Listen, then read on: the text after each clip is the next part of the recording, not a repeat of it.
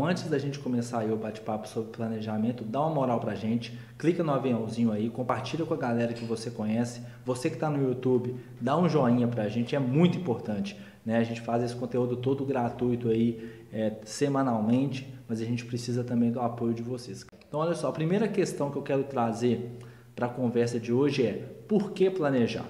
Né? Parece algo que é simples, mas que na verdade não é tão simples assim quando você... algumas dificuldades podem aparecer. Então, muitos profissionais, a gente sabe que tem dificuldade de colocar no papel e executar conforme colocou ali no caderninho, ou em alguma planilha, ou então pensa que planejou daquela forma e não pode mais modificar, ou se pretende modificar, dá muito trabalho. E aí, por que a Ideal defende tanto planejamento, né? E qual é a importância? A ideia hoje não é nem ficar falando de por que planejamento é importante, mas o Marcelo abre com essa pergunta porque tem uma necessidade muito grande aí para vocês entenderem o seguinte: se você não planejar, dificilmente você vai conseguir monitorar. A gente discute muito isso. Quantas vezes um profissional quer falar de monitoramento da carga, mas ele não sabe nem o que ele quer fazer nas próximas 4 semanas de treinamento. Então, é conseguir integrar os outros pilares da alta performance. Então, o planejamento ele é a base do processo. Ele é o eixo da pirâmide ali. Então, é o início, é o primeiro degrau de tijolo ali. Entendeu?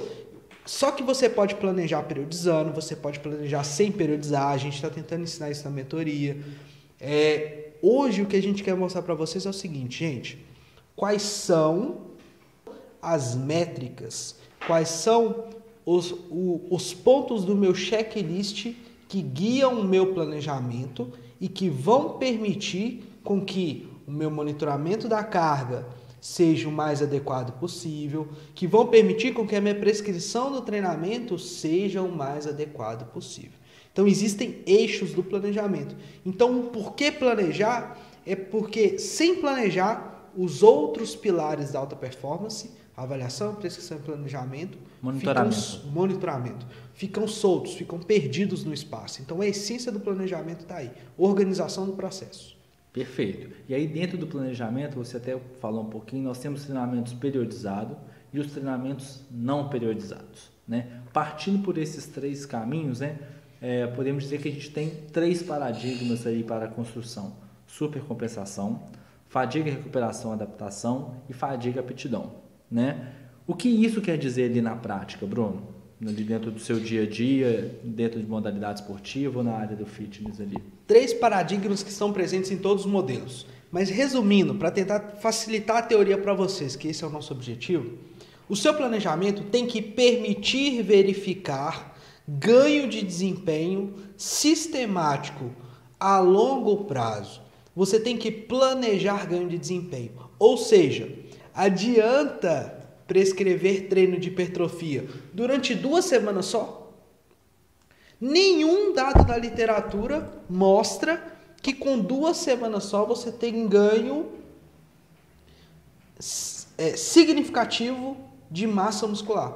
Então, se eu vou falar de melhora da hipertrofia, de ganho hipertrófico, eu preciso de um tempo maior de planejamento ali, progredindo a carga em 4, 6 semanas.